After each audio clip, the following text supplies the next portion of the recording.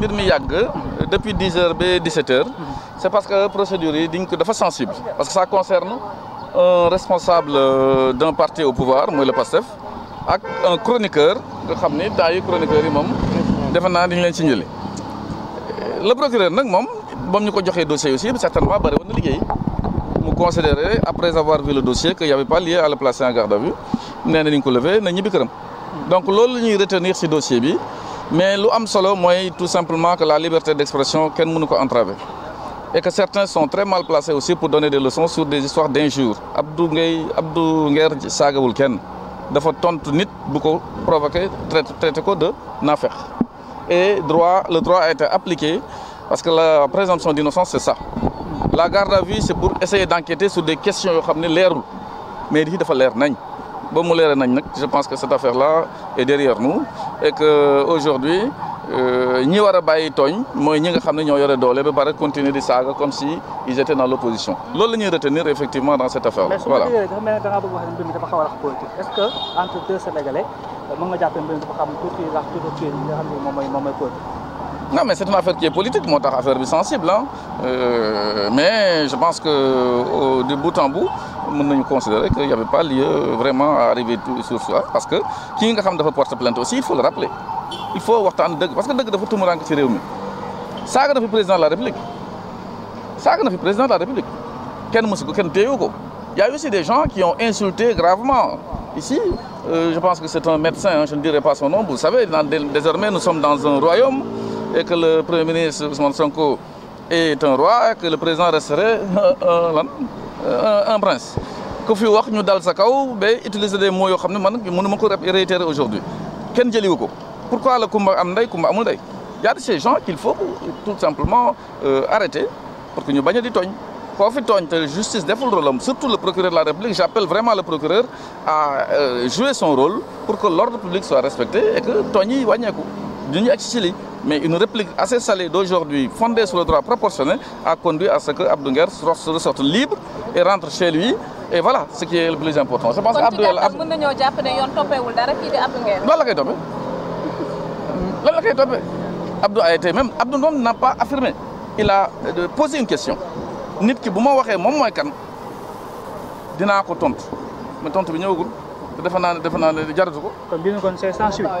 ah oui c'est ça. mais lan moo waral yàggaay bi 10h ba léegi 10h ba 17h. bientôt parce qu'il s'appelle Abdou Nguer. il dérange. ñëwal ci digg bi. Abdou Nguer ñu lay. te lu nekk di xew mooy ñu nekk di tëj ci kaso yi tey Lat Diop démb may nañ ko liberté provisoire procureur bi tey mu ngi tëj mu ngi ko toog xaar instruction pour lan dafa war a bañ wala dafa war a bañ yooyu yëpp li am ay Farba Ngom ay Ablaye Ndiaye ay Assane Diouf donc tout ce qui se passe aujourd'hui dans ce pays le président de la Diomaye Faye vous êtes le père de la nation et vous êtes interpellé sur cette question là jël Ousmane Sonko bàyyi ko muy def naka sudul noonu di jël réew mi di ko yàq di def naka sudul noonu ça veut dire que plan bu mu amoon mooy yàq Sénégal mu ngi koy continuer léegi nag nu mu ko war na la yàqee mooy tëj ay gor tilimal ay gor jël ay gor bëgg leen xoxatal mais en tout cas nous de notre côté on va se battre en tout cas fii ragal amu fi man de xam naa kuy sama baay Ibrahima Sow la tudd Sotrac la doon liggéeyee donc fii kuñ fi laaj kuy sa baay waroo mer donc je pense que c'est une question boo xam ne waxal kuy sa baay rek c'est fini yow journaliste war nga xam kuy sa baay technicien bi kuy sa baay donc tout le monde kuy sa baay donc c'est pas un problème donc pour man lii police am na lu war a def lu dul convocation yu ñàkk fayda yi donc pour man la police a d'autres travail mooy la sécurité intérieure et la sécurité publique nañu bàyyi police liggéey nañu bàyyi gendarme liggéey ñu bàyyi nit ñi ñu jël di leen dénk police pour di leen xokkatal toute la journée te nit ñaa ngi jëm ci julli ji nit ñi luñ tal mooy soble ak pompiteer ak ginaar te réew mi amul xaalis réew mi dëgër na en tout cas ñu ngi profité di baalu ñëpp ak di ñaan yàlla ñun ñi yàlla may ñu lu ñu korité loolu la ñu tal Diomaye Faye toogaatal nga xoolaat sa bopp vous êtes le responsable de ce pays yow la Sénégalais yi wooteel donc pour man tey war na jël ay responsabilités ay mbokk Diomaye Faye aussi maa ngi leen interpellé waa Ndiaga Ndiaye jóg leen si seen doom ngeen xool qu'est-ce qui se passe lan moo ko dal lu ko téye dañ ko tënk wala lan qu'est-ce qui se passe loolu aussi c'est des questions yoo xam ne maa ngi koy laaj man aussi tamit ay mbokkam jóg ci seen doom Diomaye Faye parce que nag xamul lu xew xamul Ousmane mu ngi def lu ko neex mu ngi jël ku ko neex di def lu ko neex loolu aussi tamit Diomaye war na jël ay responsabilités parce que ëllëg ci biir c'est lui qui rendra compte. da ngay wuy ji man biñ ma joxee convocation bi dama ñëw wuy si audition bi 45 minutes la durée laaj la ak tontu laaj nañ ma lu tax nga wax ne kii na la indil baayam nee na da nga ko saaga. ma ne ko képp ku ñu wax indil sa baay nga mer xoolaatal sa juddu maanaam bu ñu ne la indil sa baay nga mer rek xoolaatal sa juddu beneen bi ci topp boo nee nit ay naafeq lañ yow war nañ xam yow yaay kan bay traité nit ñi da naafeq bu fekkee yaa leen gën xam nga doomu yonente bi sallallahu alayhi wasallam bu ñëwoon fii wàcc ne ñun ñëpp yéen ñëpp maa leen gën nañ na waaw ndax yonente bay baayam mais Azura kuy baayam ba mu ñuy taxaw naan ñun ay naafeq lañ te chaque jour dinañ ko koy laaj kan moo ko jur ak nu mel ci réew mi ba tax mu naan ñun ay naafeq lañ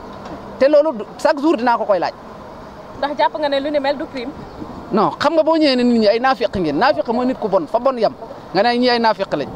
léegi yow war ngaa xam yow miy wax nit ñi naafeq lañ ban pouvoir nga am kan moo la jur ndax yàlla da lay wax yu wan la naafeq yi wala loolu nag géré nañ ko mu jeex. ñu toog foofu li fa des yëpp nag toog waxtaan la julli jotee ñu julli toog waxtaan kese waxtaanu àdduna rek a fa desoon de. audition bi 10 heures la 10h45 jeex na la fi des toog waxtaan la woon. mais bu fekkee waa commissariat bi kay yéen ku ma soxla da nga may invité. comme ñoom mënuñu maa invité ma ñëw ñu ne nañ ko convoqué kay ñu waxtaan rek. mais Abdou bëgg naa la laaj leen lan ngay wax régime actuel bi nga xamante ne ñoo fi nekk di dànkaafu ñenn ci chroniqueur yi ñu jàpp ne dañuy yëkkati ay kàddu yu safaanu di ko jëmale ci ay kilifa. régime bi ñoom laay wax gouvernement de Pastef du ma wax sax régime wala kii gouvernement de Pastef ñoom ministres yeeg DG yeeg ñoom nañ ma moytu. moytu la yow. waaw lu tax man aw ma dara lu may perte loolu nag wax la te gars yi dinañ desserrer auto bi ndax waxoon naa leen lii du combat. combat bi du tey alors je précise juste que pour que public bi xam sénégalais yi xam. ku xam Abdou parce que Abdou tey laa ko mos a gis de près. mais ci lu muy wax ak lu muy kii yëpp day indi ay firnde pour tax ba léegi kenn mënulu ko dara laaj nañ ko nag est-ce que da ngay retirer say propos wala da ngay baalu mu ni je maintiens mes propos baaluwuma mu leer. mu leer voilà. waaw parce que loolu man maa ko wax maa ne leen retiré ma te bu ko waxaatoon tey ma demaat tey waxaat ko li ko gën a pire sax ndax moom leeralagul ba tey te bu ko waxaatee damay leeral man. est-ce que envisagé nga porter plainte kii di Azura Fall. jaru ko yaa ngi wax naan daf leen traité de naafeq. non garaawul waa D-Média ak Futurs Médias. garaawul comme moom am na naqaru xol ba nee na niñ koy léser ci réseaux sociaux ak challenge yi moo ko metti loolu la fa bind nee na challenge yi ñu koy challenge yi oye ton papa moo ko metti dina dee ndax day continuer.